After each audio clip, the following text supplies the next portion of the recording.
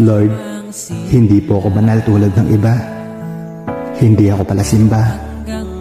Pero ang totoo, mahal kita. Kapag dumating ako sa punto na pinanghihinaan ako, kapag nawawala na ako sa mga plano mo, kung lumuwag man po ang kapit ko sa'yo, ikaw na po ang kumapit sa mga kamay ko. Huwag mo po sanang hayaang malayo ako sa'yo. Huwag ka rin sanang magsasawa at sukuhan ako. Dahil mahina po ako, ikaw naman yung natitirang lakas na meron ako.